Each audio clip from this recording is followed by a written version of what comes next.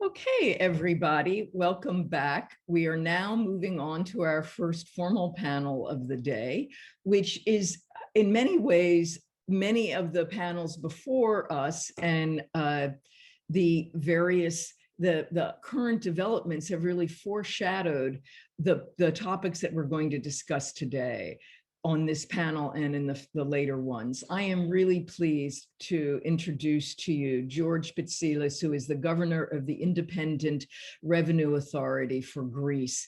And he is going to moderate this terrific panel on audit selection in the 21st century. And I'll just defer to you, George. Have fun on this panel. And thank you for agreeing to do this. Thank you very much.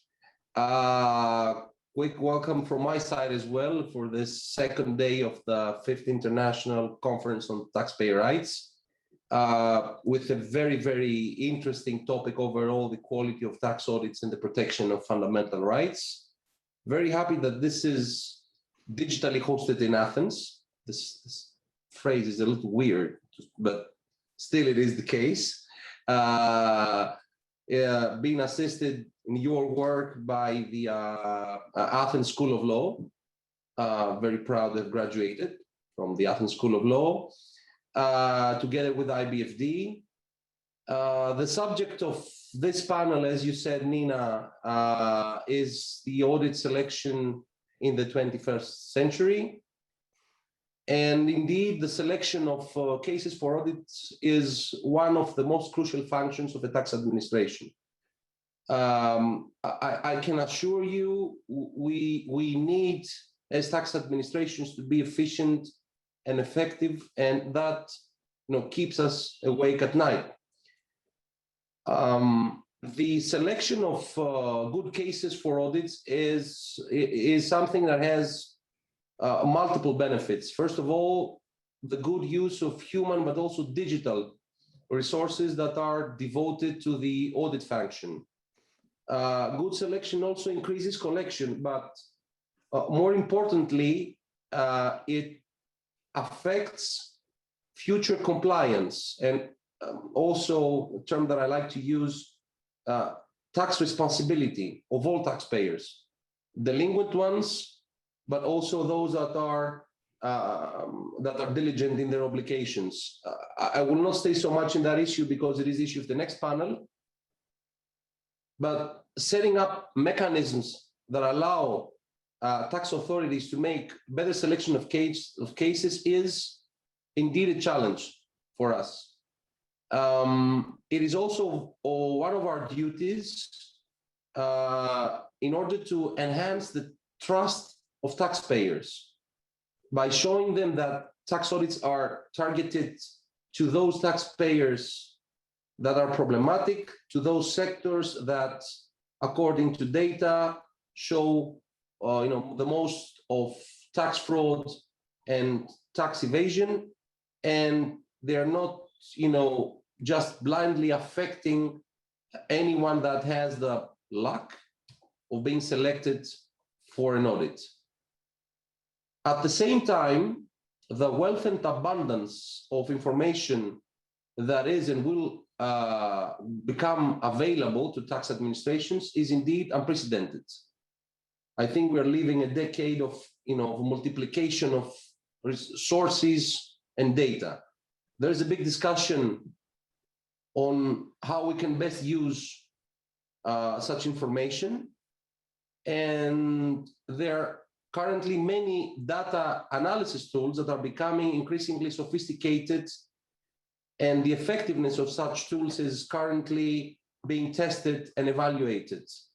To give a short Greek example, we are very proud to have launched a platform we call My Data, which is practically the digital bookkeeping of all businesses operating in Greece. So every invoice produced by a Greek business is being transmitted to our databases, a summary thereof, and this information constructs the books of each business. So its gross income and its expenses. So practically, no need to keep books, let's just say. It is combined with digital invoicing. And currently, we are in the pilot phase since October 2020. We have received more than 40 million invoices concerning more than 170,000 businesses. So you can imagine the size of the pool of data that we're going to collect, the cross-checks that we will be able to run together with other information that we have, and how much more efficient we can become in tax audits by using just that tool, which is also very useful for businesses because it will facilitate their life, expedite tax refunds, and so on. But it's an example of how this tool, together with others that we're going to develop, such as business intelligence and artificial intelligence, will open to us as well, but also to other tax administrations, a brave new world of audit selection. So this panel will discuss a number of issues in relation to the cases of audit. A first issue that I think needs to be addressed is what methods can be used for the identification of low and high-risk taxpayers. We will also discuss the effective use of risk analysis tools, because indeed the increase of use of algorithms in selecting cases creates a number of issues, especially when the application of algorithms creates unfortunate results. There is a huge risk there, I would say, in using technology, which is the false positives resulting from the use of such tools. And the question is how to minimize those false positives. At the same time, an issue that is of great concern is, especially for taxpayers, but also for tax administrations, is how tax data is used. So data protection challenges are also, I would say, on the table. Another issue that makes the headlines quite often is illegally obtained information, often through leaks. And there is an interesting discussion, I would say, whether tax authorities may rely on such information in selecting cases for audits. And there's also the information that taxpayers are sharing on social media and other data mining efforts that need to be explored. So having attempted to set the table, I will now introduce our panelists that will guide us through this very new, brave world.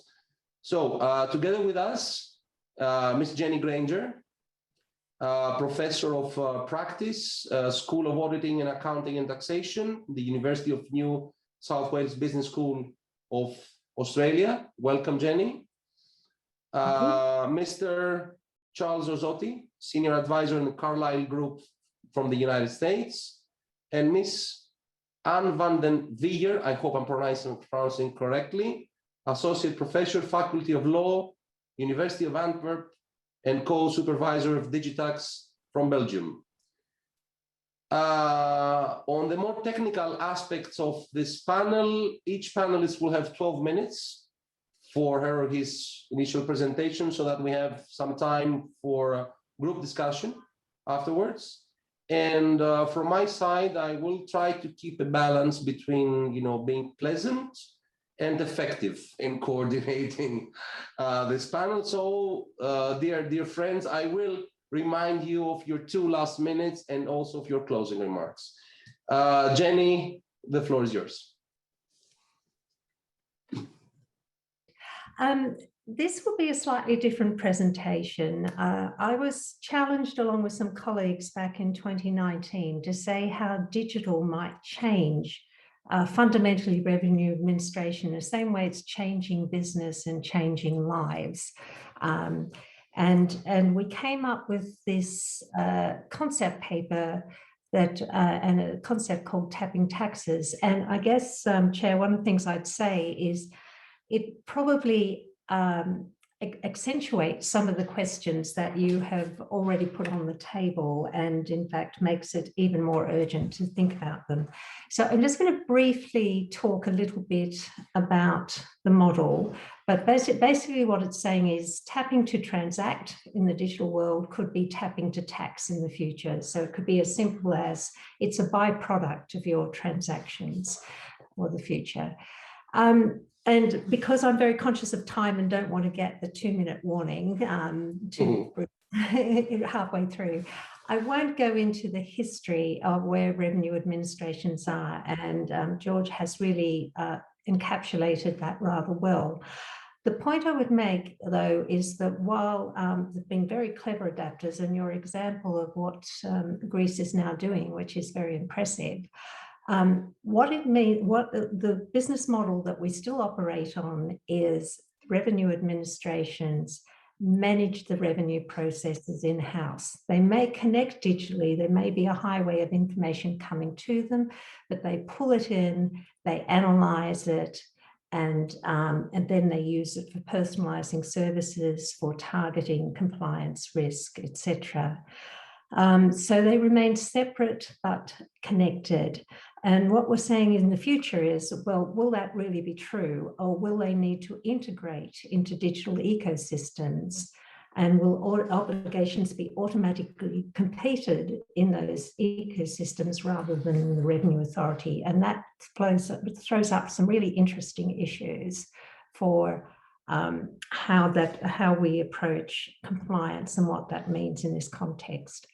And what are the digital enablers that could head us down this track? And again, without going into lots of detail that you know, the emergence of platforms which are themselves digital ecosystems of sharing data to offer a seamless bundle of service from a number of providers on that platform is one of the important enablers. But the other one is the advent of personalized experiences, and particularly the combination of robotics, AI, and blockchain, which is allowing cheap, personalized, trusted experiences.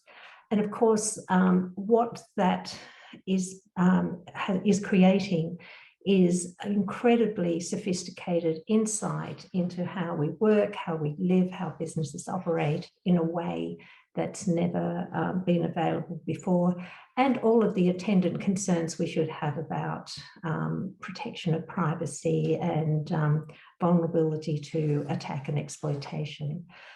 And the challenge really for revenue administrations as we go increasingly digital is whether they're going to gather data from many and analyze, or are they going to integrate? Are they going to try and replicate these capabilities in-house or become part of that ecosystem? And we identified a couple of stepping stones that we think this builds off. For individuals, the obvious one is financial services platforms. As banks have become financial service platforms and start offering an array of services, so you can buy your insurance, you can manage share investing, etc.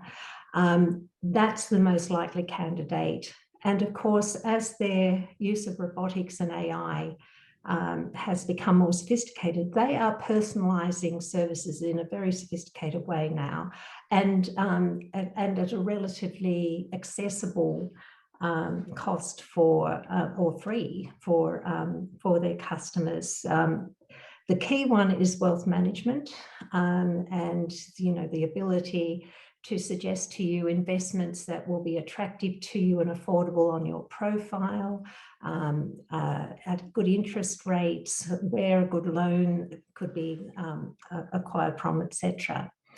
And in the computer monitor on the right side is a whole lot of insights that can be generated from that personalizing of wealth management services, and it pretty much is everything you need to be able to do a personal tax return.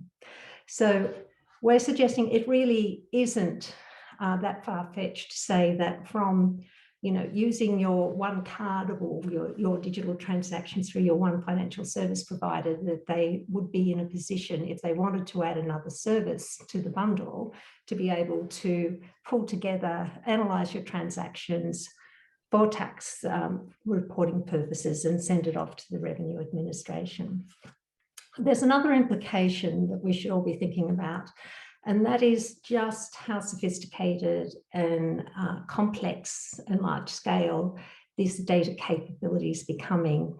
Parkinson and colleagues put together a model they call the digitally extended self, and they identified 5 levels of data sophistication in terms of modeling. The top level is the digitally extended self.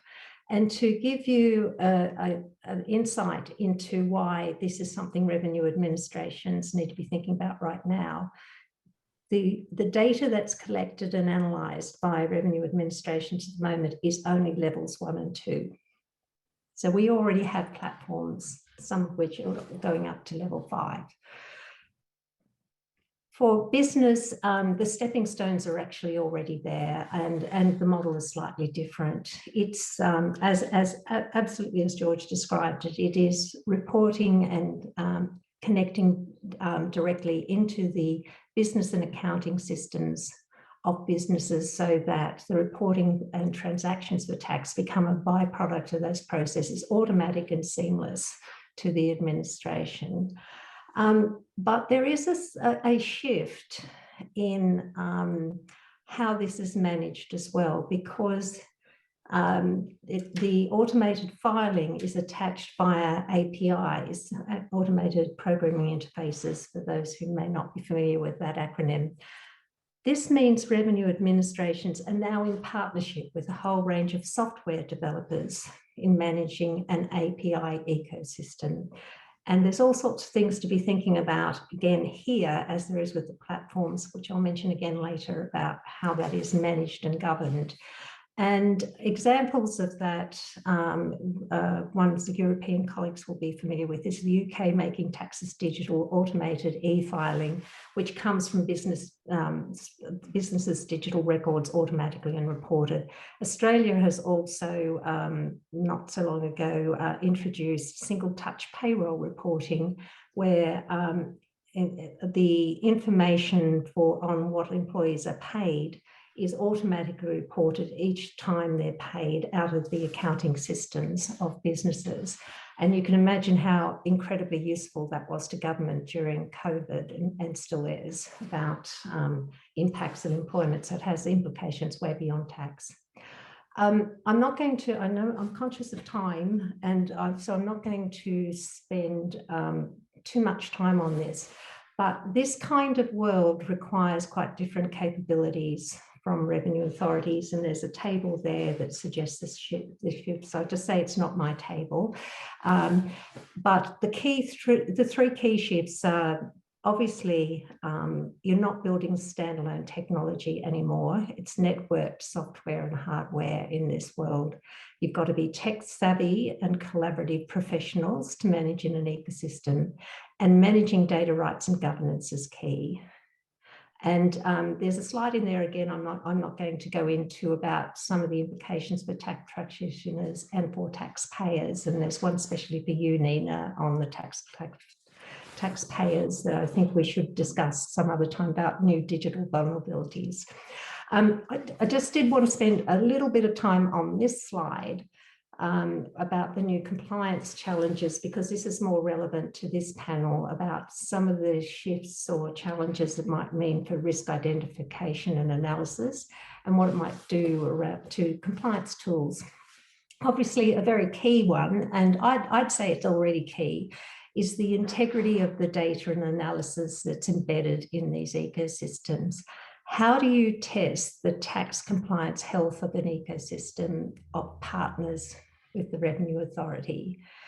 And in addition to that, while you are getting all of this nicely analysed and bundled together data from the ecosystem and have your management and compliance of that, there is still going to be a need to gather and analyse digital and physical data beyond those ecosystem partners.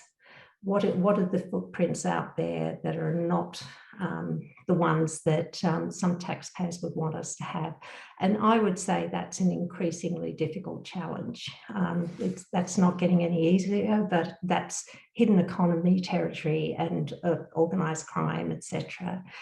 And an already present capability in revenue administrations, but will need to become even more sophisticated, is how you analyse patterns in data that you receive. Traditionally, we've done it by industry and occupation, but increasingly those lines are blurred. So what's the new way of patterning data to understand where compliance risk is? And particularly if you're getting a lot of data from a fewer number of very big sources, is there some norming that goes on there that you need to be wary about? And what might it do to compliance tools? Well, I think in an earlier panel I dropped in on last night, will probably be pleased to hear this. I think data matching audits will be having their day in a model like this, because obviously the data is already coming from the third source, not entirely disappearing.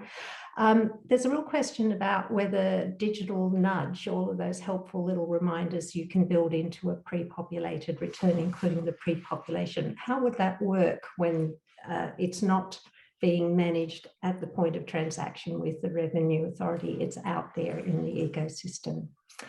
And perhaps a new tool, and one that I think is probably fairly disturbing, should revenue authorities start using digital tracking to monitor compliance? Now, this idea comes from the digital tracking that's already being done as a service in private enterprise now. A good example is most of us now have cars that report to our car manufacturer on how they're performing and tell them to organise us to come and take them in for a service and those kinds of things. There are academics who are already saying, well, couldn't this be used for public good? And the example, again, using the car manufacturers, so I'm out of time, George, I'm going to have to hurry up. Sorry about that noise. Is the example they give is speedsters that might get a personalised speed limit, and that could be monitored. Now, you might think that has nothing to do with tax, but think about digitally monitoring financial transactions of serial bankrupts and money launderers. Completely possible in this world, just where the government should be doing it. This slide talks about some of the data governance challenges, and I have touched on most of them on the way through. I think the really key one is how should these ecosystems be managed and governed.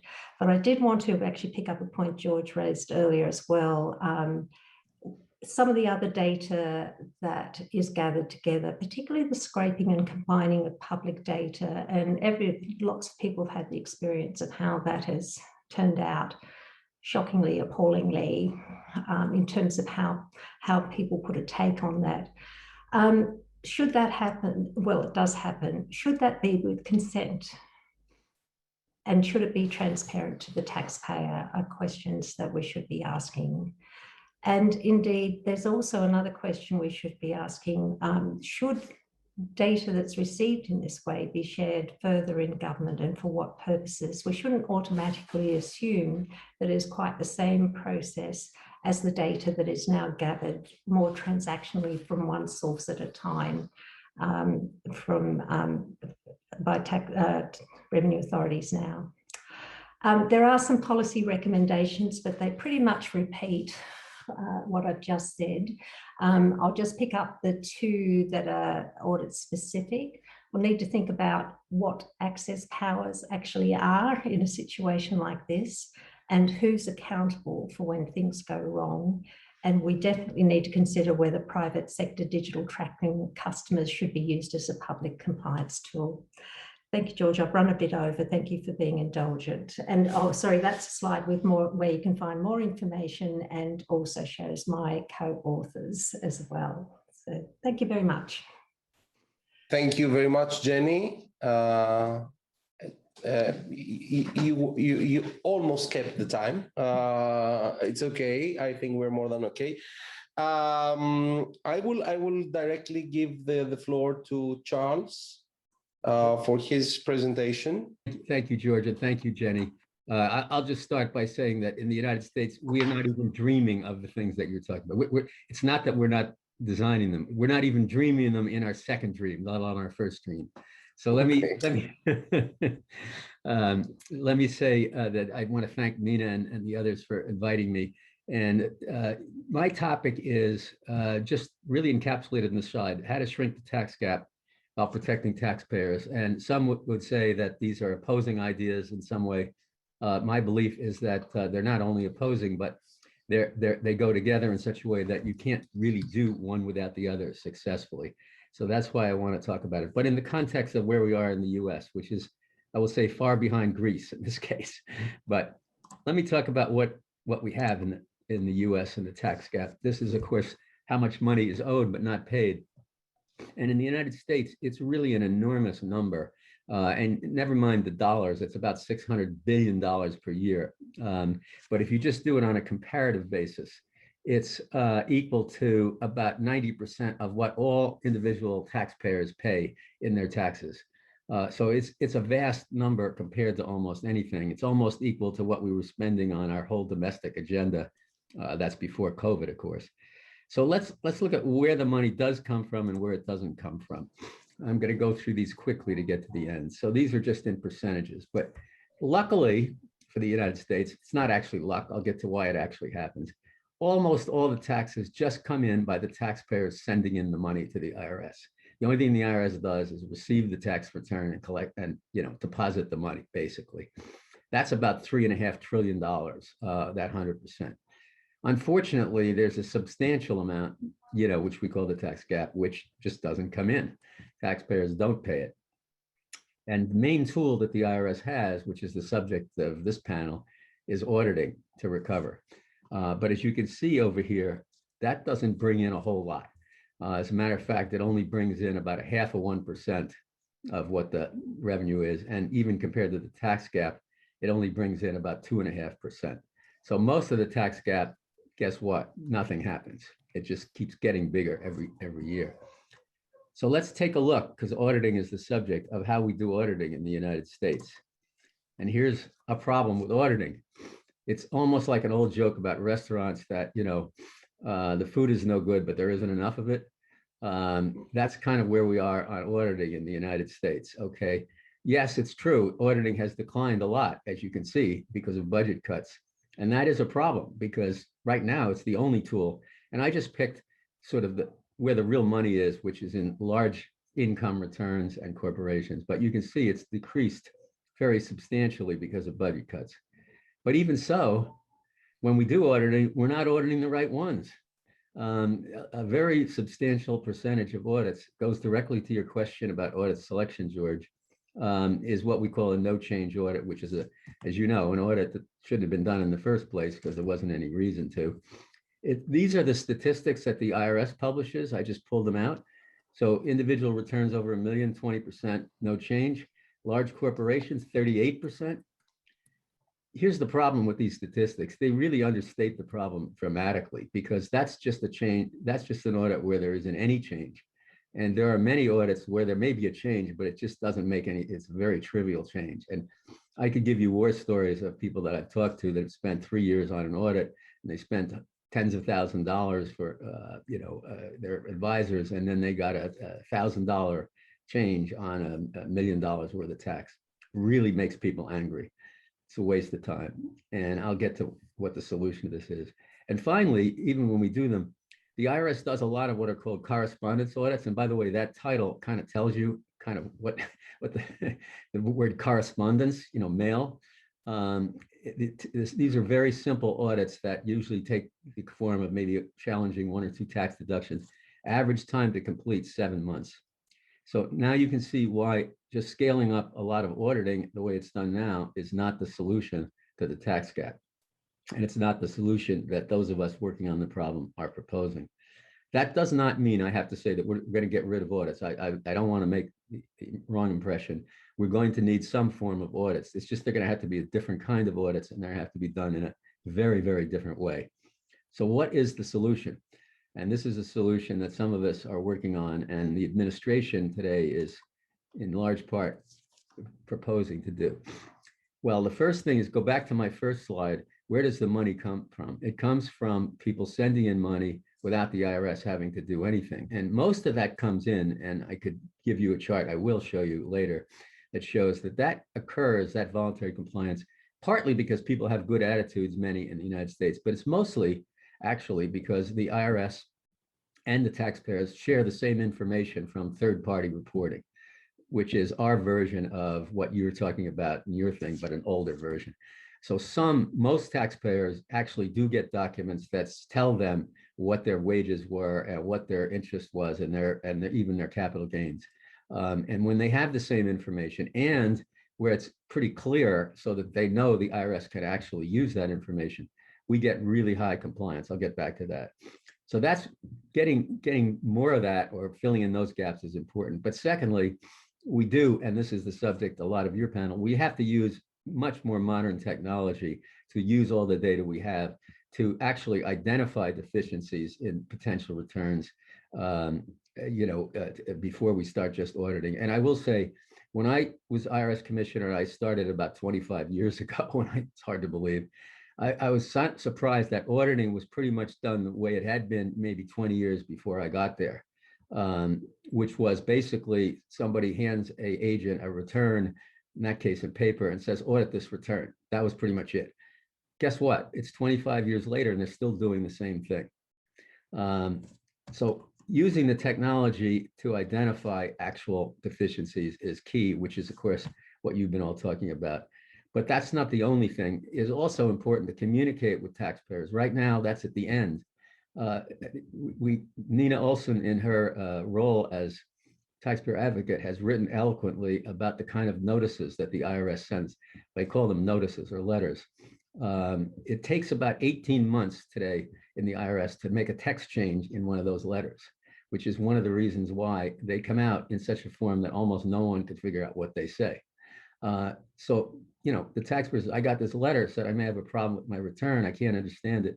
And then the last thing is on the bottom, if you do have one of those letters, you can't find out anything mostly because the IRS can't answer a phone call or respond. And that's not the fault of the employees. That is really the fault of the budget. You really cannot have a situation where you send out IRS type letters to people and then you can't even respond to when they ask. So, and you have to, in addition, the last point is technology comes into play there too, because the taxpayers have the tools, which they don't today in many cases, to be able to actually answer a question that has been raised because the IRS sent somebody a letter.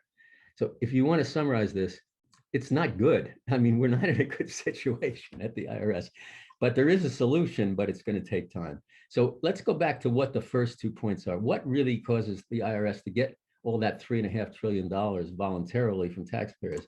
Here it is. It tells you right here. This is the same picture that has been portrayed for so many years.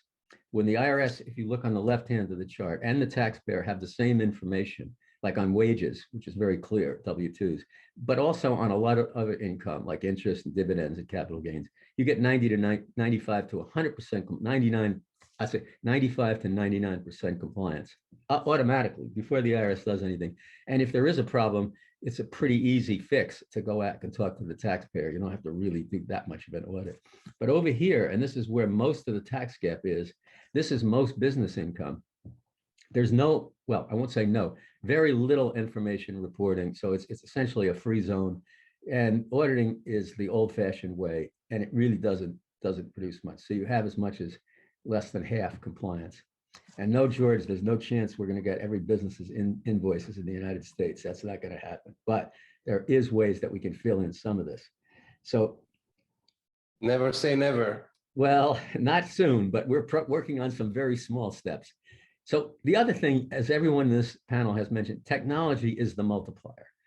And this is really just showing some very rudimentary things about the IRS, but it still shows that where you can use technology to, and I hope you can see the right hand of the chart, to automate a big portion of the process, to use data that you share with the taxpayer before you start talking to the taxpayer or challenging the taxpayer. It makes a huge difference in the return. The examination process is the old-fashioned way. It's purely manual. Just, hand the return to somebody, audit it, and that's what you get, 4 to 1, maybe, if you're lucky. And you can see these other ones. And this latest one on the bottom here is a newer one the IRS has used that is using some AI technology, and it's showing very promising results with some problems, I will say, which I will get to. But it just makes it clear that data and technology are the only possible solutions. I'm preaching to the choir here, because that's obviously what you are already saying. It's just that we're so far behind in the United States. Now, I want to address the risks, though, because it's clear that the only solution is to have the data and to use technology before you just pulling audits. But there are problems. And that's why I believe, and I think Nina and I are in exactly the same place on this one, that if you're going to do all this, you have to acknowledge the risks and acknowledge the problems that they could cause, because there isn't, any technology that, no matter how good, it doesn't have side effects. It's like drugs, they're very powerful, but they have side effects. So I'm just summarizing here, but this is in the context of the US where we are, which is further behind. But there are really two main risks that need to be managed. The word managed, because you can't eliminate these risks. If you're going to get data and you're going to analyze it, you're not going to get to 0 false positives. That's not going to happen. It's like, again, you're not going to get drugs with no side effects. So you have to manage them. The great thing about machine learning, and this is a business that I've been, in my private life working on, is they use models that can be trained, that can be learned. So the question is, what do you want the models to learn? Well, what you want them to learn is not only to identify deficiencies. Yes, that's what part of the models are. You want them to learn not to have false deficiencies. And if you set up the models correctly and you train them correctly over a period of time, and you set that as an objective, you can manage the risks. So that's one way to do it. And that's what should be done. Regrettably, in the early, I'd say projects that the IRS has done this way, they've been mostly focused, in my opinion, on identifying the deficiencies and not as focused on minimizing the false positives. But that's something that can be done. The second thing is, and by the way, it should be done and has to be done if we're going to really scale this up. But the other thing is, there's always going to be false positives. So that's going to put a burden on some people that are really, compliant taxpayers, but unfortunately, they've been identified as having a potential problem. And that's true in any form of financial work. I mean, in banking or anything else. I mean, you sometimes put a charge through on your credit card, and the credit people will say, this look like a false charge, and they require you to call up to identify the fact that no, it's a correct payment. That's a false positive, but that's going to happen. The question is how easy it is, and what is the process to resolve that. There has to be an efficient process for the taxpayer who may get a identification of a potential issue to resolve that without an undue burden. That's also a problem today in the IRS, but that's got to be, if you're going to use this technology, it has to be given front and center attention. And so those are risks to be managed. But then there's some other things that are not risks to be managed, but are just protections that should be upheld ideally 100% of the time, not 99% of the time. And I know there's many others, but, and I really focus on two that I think are most important. One is that there should be, and there has to be, a proportion between the number of cases, let's say, that are identified, or issues that are identified that affect the taxpayer, and the ability of that taxpayer to communicate with the IRS to resolve that issue promptly. In other words, if you're going to send somebody a letter saying we're holding your refund, or we may have a problem with your return, it's unacceptable to have a situation where that taxpayer cannot resolve that issue promptly, in a reasonable way. That is not the case. Actually, it's never been the case, really, at the IRS. Sometimes it's been better than others, but there's no reason why that should not be put forth as a requirement. And of course, the last thing, which actually is in effect pretty much in most cases, although there's some some weaknesses in it, is that if there is a deficiency identified after communication with an IRS person, the taxpayer should have the right to appeal that to a independent party, which in most cases they do, but there's some weaknesses in that. I think if we think of it this way, we can do what the title of the chart is, which is identify and reduce the tax gap, most of which, by the way, will not come through more auditing or even better auditing. The best audit is the one that doesn't have to be done. 100% guaranteed that is the best audit. And that's the way most of it works in the US. That's what we want. But where there is auditing, it needs to be a far more effective process than what we have today. So I will shut down my charts and see if anybody has any questions when we get to it. Thank you. Thank you very much, Charles. As Nina pointed out, Charles is a former commissioner of the IRS, 1997 to 2002. Is that correct, Charles? Yes, that is correct. Yes. So is it fair to say back in the years of innocence, where no artificial intelligence, big data and all that was on the table? Yes, but guess what? It's still the same. It's still the same. I mean, the audit process, and honestly, is not different today than it was when I was there, and it wasn't any different than it was 20. It's give somebody a return, audit this return. That's what it is. It doesn't make any sense at all. So thank you very much for the pertinent questions. Where the money comes from, how it comes from, or what is the efficiency of current tax audits? What's the solution? I personally take note of two words. One is communication. The other is the right to appeal. So again, another form of communication with the taxpayer. Thank you very much. I will give the floor to Anne for her presentation. Okay, thank you. So thank you, Chair, and thank you also very much, Nina, for the invitation. I really enjoy being here today. So in the past, as we just discussed, tax audit selection was something done purely by humans, and the decision about who gets audited and how was made by humans with their human intelligence. And now we have data analytics and artificial intelligence at our disposal, but we have to be careful because the use of this technology for tax purposes, according to me, is not yet sufficiently mature. And we have indeed seen that there has already been a number of mishaps leading to discrimination and also to tragic stigmatization of vulnerable groups. However, in my talk today, I would like to provide a positive perspective, and I would like to outline or to focus how the convergence of human intelligence and artificial intelligence can lead to a better tax audit selection. So my starting point is that that we have to be very well aware of the fact that psychological research increasingly shows that, increasingly shows the limitations of human reasoning. Humans have important physical limitations like a limited working memory or fatigue. But Kahneman, the Nobel Prize winner, a Nobel Prize winner for his research on human decision making, recently also very convincingly shows how human reasoning is affected not only by implicit bias, like racial bias or confirmation bias, but also by what he calls noise. Research indeed increasingly shows that our decisions are influenced by completely irrelevant elements, such as the weather or the results of our soccer team. And so this leads, of course, to a risk of arbitrary decisions in police, in courts, but probably also in tax audit selection.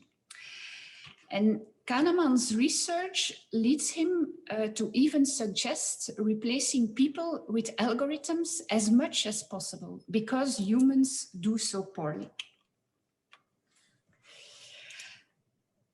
Now, our predictive algorithms that are able to derive a tax fraudster profile by looking for patterns in historical data of tax fraud cases a miracle solution?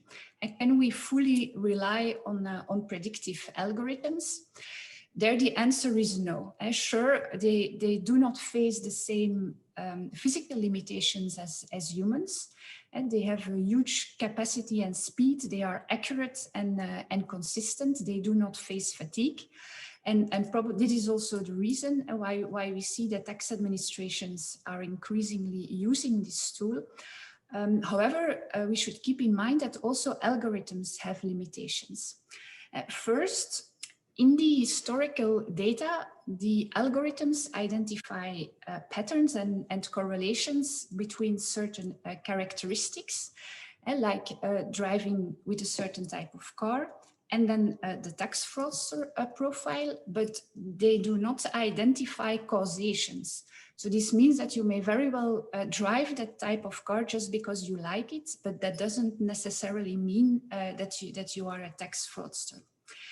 And secondly, it's absolutely not excluded, on the contrary, that the historical data that is used to train the algorithm is in fact a misrepresentation of reality. And due to the human bias in past decisions, probably certain groups were targeted more frequently in past audits, which accordingly results in a higher number of positive cases in these groups. And then the algorithm may be misled by this overrepresentation and even further amplify this effect in the future by labeling this group as potential tax fraudsters. And finally, there is the automation bias, which means that tax officials could have the propensity to favor suggestions from automated decision-making systems, especially if they are insufficiently aware of these limitations. Now, in the Netherlands, for example, the Siri case has shown that predictive models need to be used very carefully. And this case was about a predictive model used by the Dutch government in the fight against tax and social fraud. And however, the model had discriminatory effects and led to stigmatization of vulnerable groups. And the problem there was also that the functioning of the algorithm was very unclear, and the reason why certain people were labeled as high risk could not be explained. So this is what we call the black box problem. So after a complaint filed with the help of social society organizations and also the United Nations, a Dutch judge eventually ordered discontinuation of this model. So now, what can we learn from this? What can we learn for audit selection in the 21st century? Well, because predictive algorithms look for patterns in historical data, they can also serve as a mirror to humans to discover their past arbitrary or discriminatory reasoning. And so testing predictive algorithms can also serve as a tool to identify noise and implicit bias in historical training data, which provides, of course, an opportunity to improve, not only to improve audit selection, but also to mitigate biases and to contribute to the non-discrimination principle. Now, however, to achieve such improvements, humans should not just merely rely on these models, but should really do something. They should hold up a mirror to the algorithms. And more concretely, this means that the humans should be aware of the biases in the historical data, and they should test the models more actively than now in order to actively intervene to mitigate such biases. So in this sense, also human intelligence remains very crucial. So consequently, two concepts are fundamental: algorithmic transparency and human awareness. And to achieve more matureness in the use of these technologies, I think that regulation should foster more transparency and also more human awareness. So let's start with transparency. Transparency of the predictive model is important to be able to identify the biases so that intervention can be undertaken. And there should be transparency at two levels: at the systemic level and at the individual level. At the systemic level, transparency concerns transparency about what data is being collected, which data sets are used for the model, and also how the model works. If we look at the Dutch Siri case and also other examples, they shows that currently models are being used that are not sufficiently transparent. And this means, or the result then is that possible biases cannot be sufficiently taken into account, and that tax administrations face the risk of taking discriminatory decisions. Second, at the individual level, the individual taxpayer should know and understand why he has been labeled as high risk. For example, in a recent Dutch court decision, the Court of Gelderland, the judge ordered the tax administration to provide very detailed information to a taxpayer about why he was selected for a tax audit. In that case, the taxpayer had expressed his suspicion that his dual nationality, the Dutch nationality and the Moroccan nationality, had probably give rise to his labeling as a potential tax fraudster, since he had heard of the use of such an indicator because that had been revealed in the media in the Netherlands. And so in front of the judge, the Dutch administration had to provide more information about this, and the Dutch administration then explained that meanwhile this indicator referring to double nationality had been removed. And so this example shows that that transparency indeed works. Now, to mitigate the risks for tax administrations and to safeguard taxpayers' rights, the users of predictive models should be more aware of possible biases. For example, in the Dutch example I just mentioned, it would have been better if this indicator of double nationality had been rejected already at the development stage. So I think that predictive modeling projects should incorporate sufficient measures to create awareness throughout the entire process. And this starts with the development of the model, the testing of the model, intervention, and then when the model is live, the risk management. Also, tax officials should also, and I mean all tax officials using this model and relying on this model should also understand why an individual taxpayer has been profiled as high risk. Here, I think human oversight and the use of information available through other sources than the predictive model is also very important. In France, for example, the legislator has explicitly introduced a legal basis for the French tax authorities to collect data with web scraping and to use this data for analytics. But the law also provides a lot of guarantees for the taxpayers. And there is, for example, an explicit obligation of human intervention and testing of the outcome of the predictive model with other data. And from what I know, such explicit legislation is lacking in most countries.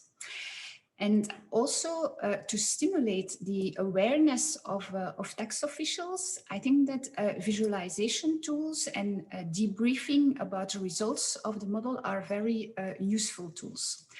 And to show this, I have an example of a good practice, I think, is the algorithm register of the city of Amsterdam in the Netherlands. Here on the slide, you can see so the register is on the website of the city of Amsterdam, and it provides information to anybody about what data sets are used, how the data is processed, what guarantees exist for non-discrimination, the architecture of the model, how human oversight is guaranteed, and also how risks are assessed and managed. And so on the slide, you can see a screenshot of the information on the algorithm that the city of Amsterdam uses to predict illegal holiday rental housing, which is regulated by the city. And very interesting is that the city of Amsterdam uses special software to help employees to understand how the model works and which features have been used by the model to flag certain people as high risk. And also, as you can see, the results of the model are very, very intensively are subject of discussion during a debriefing. So to conclude, my message is that predictive algorithms are great tools, but that we need to very intelligently. Thank you.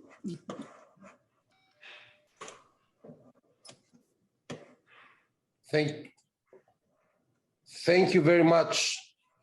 Thank you very much for this very, very interesting presentation on the convergence on human and artificial intelligence. Personally, I really enjoyed the notion of a mirror put in front of an algorithm. And I take note of the word transparency and how useful this can be. You showed us an excellent example of what happens in Amsterdam. I take note of the word awareness, and also the making sure that human oversight is there. I'm very happy that a lot of our staff as well is following this discussion, because indeed these are the challenges.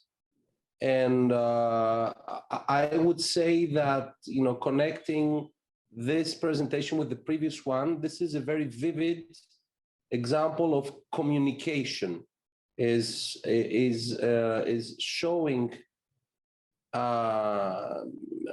taxpayers how tax administration operates without revealing too many of its secrets, still showing them that there is a process and things are not random or arbitrary. We have a good half an hour. So Nina, what is the process now for the discussion? I think we have a couple of questions in the chat, and you can, that we can let people ask them specifically. I also think it would be interesting. I know everybody was, taking time, being conscious of their time, but it would be interesting for Anne to talk maybe a little bit more in detail about the Siri case. And also, Charles, you may want to talk about your proposal that you've got forward that's actually gotten picked up by, some version of it by the administration. But we've also got two questions in the chat that people could ask. So the questions in the chat, do we read them or do we open the floor for? It's really up to the individual people if they want to ask the question themselves or they want to be read. Okay, I'm gonna try to manage this digitally. We have Raoul. Do you want to ask Anne the question? Well, the question was what information or data was permitted to be acquired through web scraping by tax administrators in the French ruling. Do you want to address that, Anne? Yes, sure. Yes, in fact, the law as such dates from 2019. And so the idea of the legislator was to, because there was a discussion, and we have the same discussion in Belgium, can tax administrations use web scraping tools and use the data based on their general authority to make sure that taxpayers are compliant. And so in France, the idea or the legislator is that the answer is no, and that the tax administration needs a specific legal basis in order to do so. And so that's why we have this legislation in France. And so the law as such dates from 2019, and it provides that the tax authorities can scrape certain, and the law provides what kind of digital platforms, so can scrape digital platforms. And the idea is to identify taxpayers that have professional activities that have digitally, but that do not report the profits from these activities. And so already in 2019 there were certain limitations, for instance, with respect to sensitive data. That could not be collected and that had to be destroyed immediately. Also, I think their face recognition is explicitly forbidden by the law. And then afterwards, more recently, I think in 2021, there has been an additional decree in order to provide more details about what the French authorities can do, yes or no. And in fact, in this additional decree, there are additional limitations. And so now, based on that decree, the tax authorities can only collect data from websites that do not require a registration. So which of course is a very important limitation for the French tax authorities. And because I think in a lot of countries, tax administrations do use web scraping tools without having a legal basis, without having a regulation. And so now in France, because of this legislation, the possibilities are really narrowed down. I don't know if that's an answer to your question, or if you have additional questions in that respect. Thank you, Anne. We have a second question by Lotta.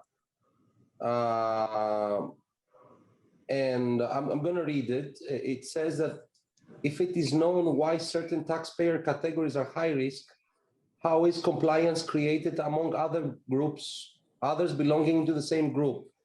Does it not create prejudices against all people belonging to the same category? Thereby will not be equal before the law. How would you comment on that? Yes, well, it is addressed to you, that's why I'm asking you. Yes, sure. I fully agree. And that is why in my presentation, I really stressed that artificial intelligence is very useful, but that our human intelligence is still equally important, because the algorithm finds correlations. And so this means that it uses certain indicators. And I gave the simple example of driving with a certain car. And so the algorithm can find the pattern that tax fraudsters typically drive with a certain car, but that's only a correlation. So this means that a lot of tax fraudsters are driving with a certain type of car, but that's not a causation. And so that means that it's perfectly possible that you also drive this type of car without being a fraudster. So it's very important for people using the outcomes of these algorithms to be aware of that. It's not because the algorithm has labeled a certain person as a potential tax fraudster that this person is a tax fraudster. And the only thing that the algorithm tries to tell you is that there is indeed that correlation, and it's very dangerous if the way how algorithms work is misunderstood. It's not because you are labeled by the algorithm as a potential tax fraudster that you are a tax fraudster. So that there we really need to use our human intelligence to be very prudent with the outcome of the algorithm. And that's not a problem that the algorithm is not doing his work, because this is how algorithms work. We just have to be aware of the fact, what is the algorithm doing? But what are also the limitations of the algorithm? And once that you are aware of the fact that the only thing that the algorithm is doing is trying to find this pattern, then there shouldn't be a problem of people also belonging to this group, but not being a tax fraudster, because then we are very well aware of the fact that this is normal. This is how these algorithms work. So I have a follow-up question to that kind of, and one was to ask Jennie. I mean, we've talked about, that the data has to be fit for the purpose that it's being used. And there was an experience that you pointed out to me in Australia about the RoboDebt. And then after that, I was thinking if each one of you could talk about, well, listening to these examples, what is the staffing, the skills that you need in an agency, not just the regulation, but what are the skills that you need in an agency and personnel to be able to prevent these kinds of things, or at least, identify these risks and then be able to address them in the agency. So Jennie, if you could talk about RoboDebt, and maybe each one of you could really talk about, what should a tax agency have in terms of its workforce, that's working on these things to make sure that we don't have these sort of horror stories. Thank you, Nina. And Nina's now outed me. Most of my career has actually been in tax administration. I've only moved to academia recently. Look, first of all, just on the RoboDebt experience, because I think it highlights some of the things that Anne is quite properly bringing to our attention. In this case, what happened is the welfare agency in Australia used tax data that had been shared with it to model what the income they thought welfare recipients should have had for the last 3 years or 5 years going back. Basically, just analysing current income levels and then extrapolating backwards.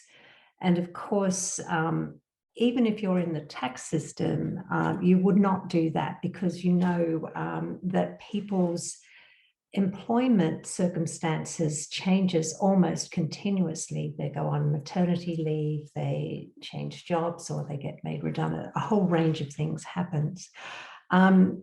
It was not just that they analysed it in that way. They then basically sent out demand letters that required the recipients to prove it wrong, and that they come up with source documents. And some of it, yes, Charles is shaking his head. I know, I couldn't quite believe this had happened either. I was away in the UK while this was going on, and I still can't quite believe that it happened. The end result of it is a very big financial settlement. Has the government, after it came to terms with the fact that this was neither legal or appropriate, because, you know, we really shouldn't have had to get to legality on this one. Very, very big financial settlement, very serious impacts for some people, including there are claims that there's been some related suicides because people were just so distraught over the situation and couldn't disprove something many years after the event. That was a case where I think, and one of the things I would always warn against about how you even set up the proposition that you're then going to start to apply analytics to is incredibly important. But just to be mischievous, going to Anne's example, my interest would have been not in the type of car that was being driven, but any good auditor would be asking, can they afford that one? You know, does their income explain it? So now, if it's a beaten up old VW, then probably yes. But, you know, if it's the latest Mercedes, you might be thinking, does that fit? And I think that's the point I would want to make, because I've been quite involved, as Nina knows, in how you modernize audit capabilities, how you combine it with technology. And I still think, and I think that's where Anne's headed, the very best answers is that it's a combination. You can have incredibly smart data. You can use it in all sorts of great ways. And in fact, my favorite way is that you make it transparent. Often, you know, the whole pre-population of returns, those sorts of uses of it, analysis, laying it out, having it available to taxpayers to see the picture is actually usually, in most cases, there are exceptions to that, obviously, and at the extreme end, is usually leads to either clearing it up or fixing it up. But it's a combination, and it's really very hard and takes years to overcome cultures within the administrations around the way we do things around here. I actually ended up, while I was in the UK, doing a champion challenger between the data analytics system, which was called Connect, and a tax inspector, because he's challenged me that he could actually be more effective and would get better results. And he actually did on the one high street. He went down, but in Bisley, Connect was doing the whole country at the same time and at about the same effectiveness. But what we did with that guy is we then recruited him in with the data scientist, because he really had a smart brain about how to think about things and what was important, what to understand, you know, could you afford the car? Not everybody driving one of those cars is going to be a bad guy, just to simplify it.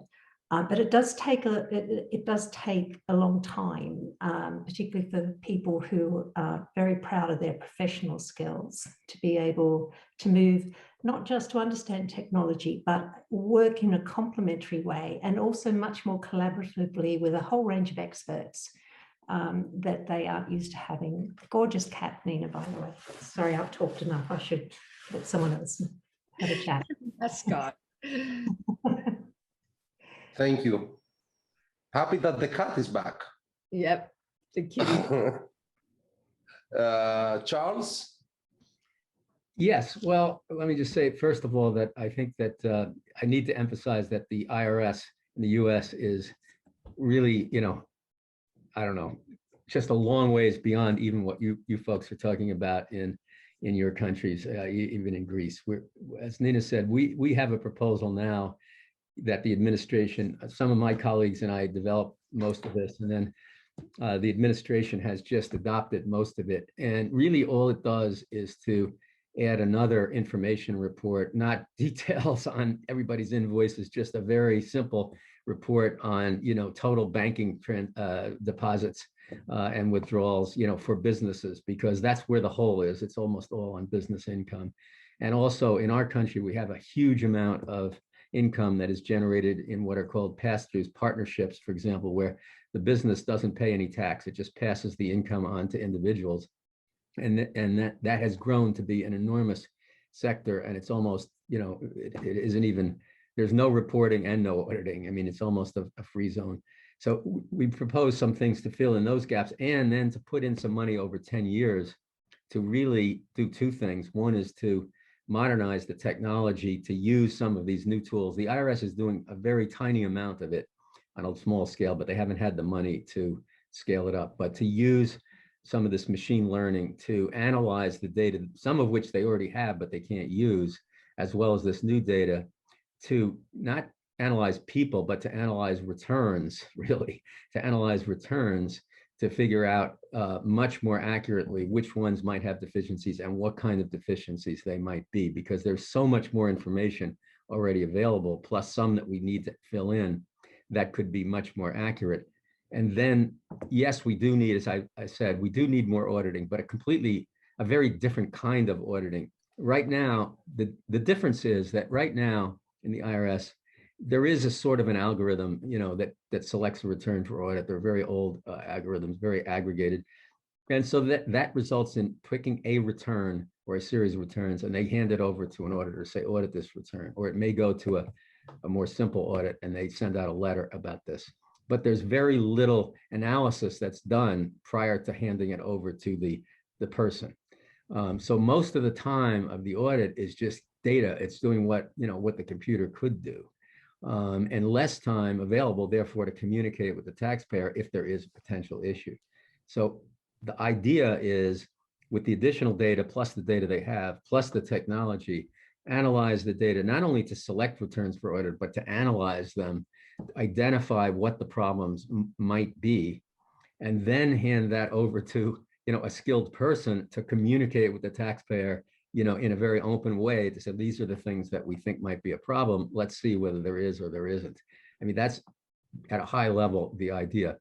This may sound very obvious, and probably to all of you it does.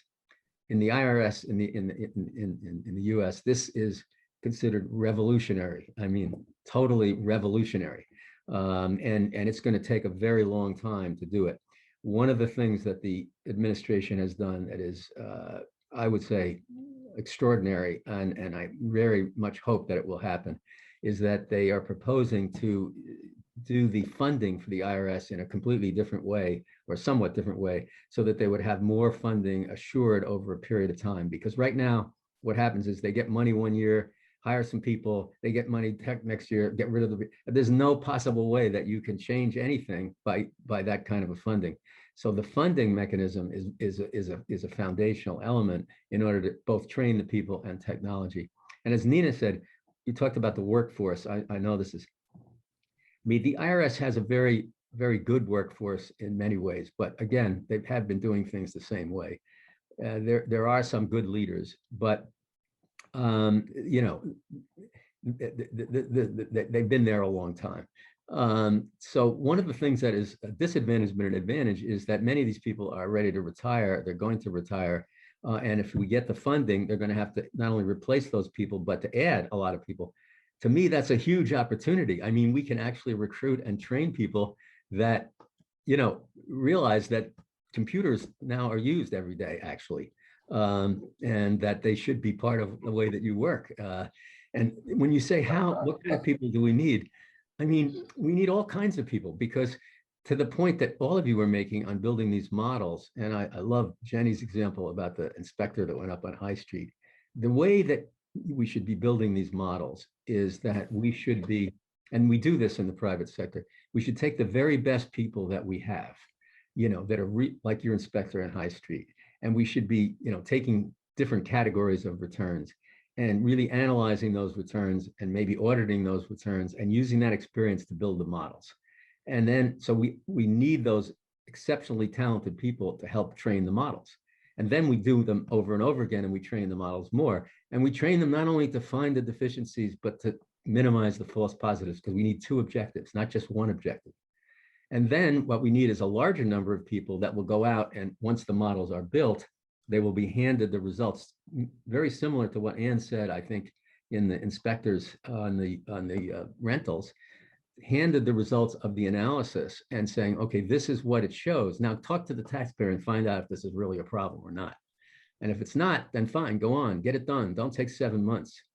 And Nina's successor as taxpayer advocate testified with me the other day in a hearing about how some of this could be done actually using technology. By the way, it was really very good, Nina. She did a wonderful job.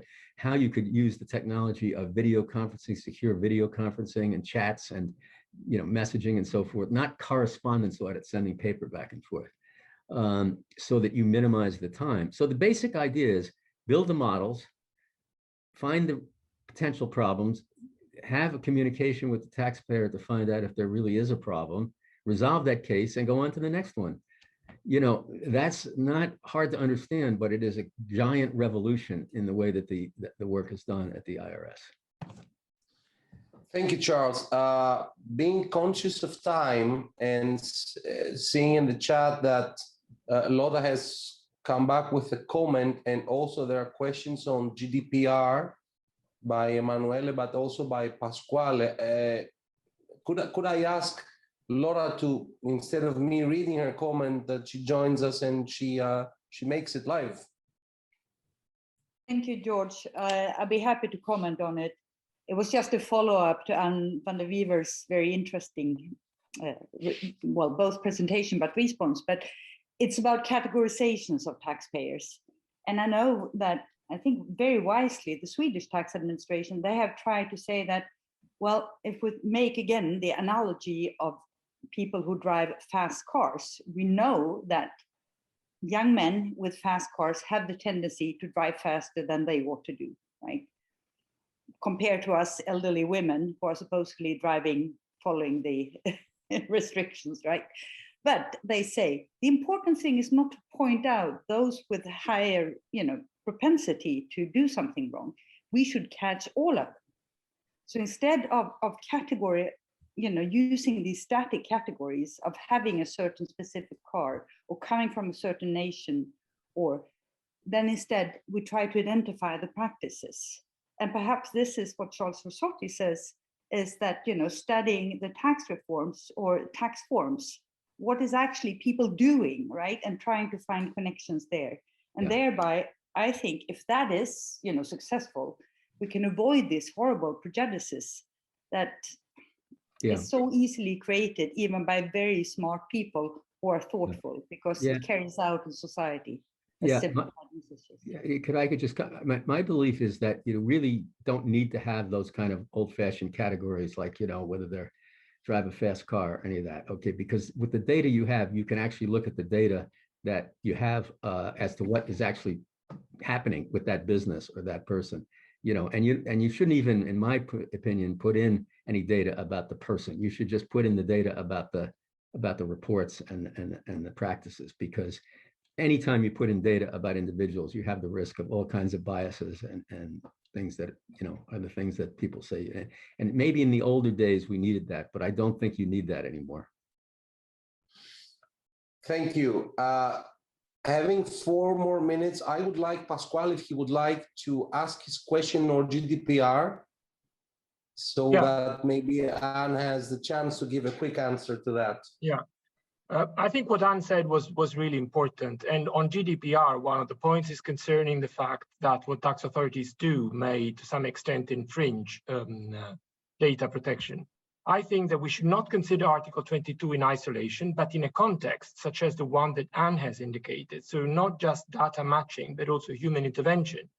Article 23(1), letter F of the GDPR secures tax authorities to allows tax authorities to intervene. I consider that the use of data can allow us to, handled by the human intervention, allows us to achieve qualitative better results than the ones that would otherwise be obtained by tax audit. So I think, yes, GDPR, but at the same time, a proper system that processes the data by tax authorities with human intervention is definitely something that improves the quality of audits should be positively considered. Of course, all of this provided that there is no unintended leakage, because that would clearly exclude everything. But I am very much in favor of an enhanced use of data subject to human scrutiny. And I think that this is definitely more proportionate than having other types of approaches to tax evasion. So I felt I should say that, because Article 22 should not be, of the GDPR, should not be read in a disconnected way from the right to introduce restrictions to counter effectively tax evasion. Thank you, Geros. Thank you, Pasquale. And before responding to that, I'm going to add to Pasquale's comments. There is a question from Emanuele admitting that it's a technical one. She asks, what is your point of view about GDPR and the tax administration? Should Article 22 about automated individual decision be respected? Is there an answer that you can give in a minute? It's difficult in a minute, but the challenge. It's a challenge. Well, yes, of course, that should be the tax authorities should respect the GDPR and also Article 22. And I think this, what this means concretely is also what Pasquale just referred to. And so I think at least there should be a legal basis for automated decision making to be used by the tax authorities. And then secondly, there should be sufficient guarantees for the taxpayers, and there should be transparency and proportionality. I think in relation to tax audit selection, the question is, what does that mean, automated decision making? When do we have automated decision making?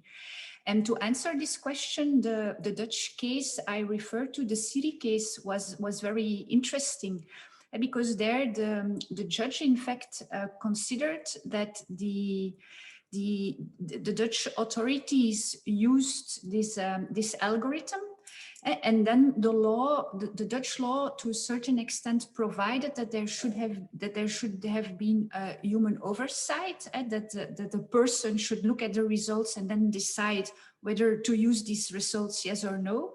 But then the judge said that in this specific case, it was not completely clear to what extent a human had really thought about this result and whether this result was legitimate or just to be used. And so the judge said this is very close to automated decision making. And I think that that's very important, because it's very, we don't have a lot of time, we have a lot of work, so it's very tempting to rely on the outcome of the algorithm. But then you have automated decision making de facto, and that's what the Dutch judge considered in that case. So, yeah. Thank you, Anne. There has been a follow-up question by Raul regarding examples of digital platforms permitted for scrapping and which are included in France. I'm afraid that we don't have the time to answer this question because we've reached our limit. I want to thank you all for the presentations and the very, very interesting discussion that we had. Being head of the Greek tax administration, I can tell you that going back to the business, this discussion was very useful for me as well as to what the challenges are in these fields. And I say that, you know, in our country, our legal system explicitly forbids us to publish rules of risk analysis. So we are completely on the other side of the moon right now. And this discussion was, and you know, ambiguity is not so bad. And to be honest, you know, sometimes, you know, I can see the reasons why, because it gives predictability. But on the other side, the merits discussed are also very, very, very interesting. And I think we're getting wiser by discussing and on that, and you know, trying to move further our thought on that. Thank you very much for the opportunity. Nina, thank you very much. It was a pleasure seeing you all and the rest of you. The floor is back to you. Thank you very much.